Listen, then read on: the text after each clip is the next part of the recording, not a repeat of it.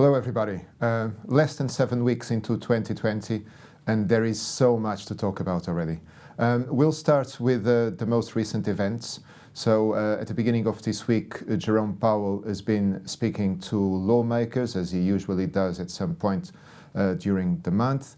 And his speech was pretty much aligned with his previous words, so nothing really is changing in terms of the Fed's stance. There was a note of positivity in what he said, which was his omission of the coronavirus. So we did not touch on the subject of the coronavirus, and he did not mention it as a potential factor of destabilization and of it as being a threat to the growth of the global economy.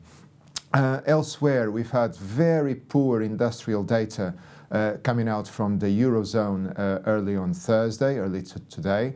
This data pointed at the sharpest decline in industrial output for the last 10 years, and this, of course, is bad news for the euro.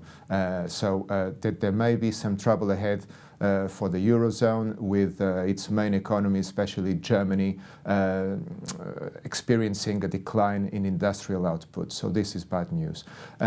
Elsewhere, we've had, of course, the developments related to the coronavirus epidemic.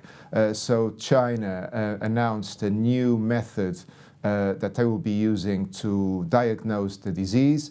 And since they started using this new method, which was only yesterday, they've added 15,000 new cases to the list. So this is a massive jump, and of course it repercussed in the sentiment of the markets, triggering somehow a risk-off.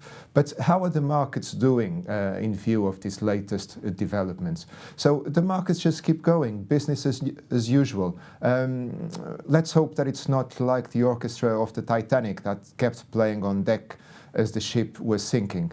I don't think so, but it is a thought there that I leave for your consideration.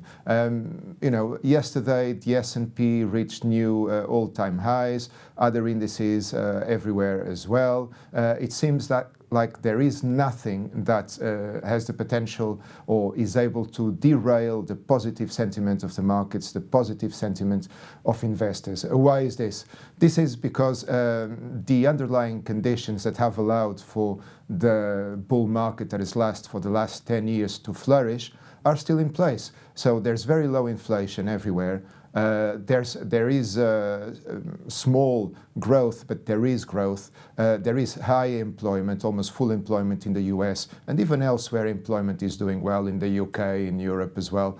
And of course, because of the low inflation, central banks continue with their policies of stimulus and being very accommodative. And this provides cash and makes yield scarce. And people go and look for sources of yield. So you see large investments in equities, large investments in almost junk bonds and just above junk bonds, etc. So this is what is sustaining the bull market, and it seems to just keep going and going and going.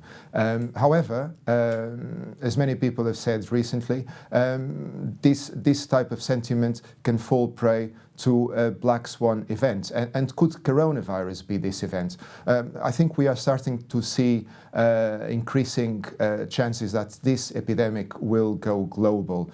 And if we look at what's happening in China in terms of their quarantining of 50 million people. If this happens everywhere else in the world, this will have a massive impact on the growth of the global economy, on the outlook for the future, and that will definitely derail the sentiment of investors. So what I would say, so far this year, bull market keeps going. The underlying conditions that sustain it are still in place, but watch out for this black swan, watch out for the coronavirus.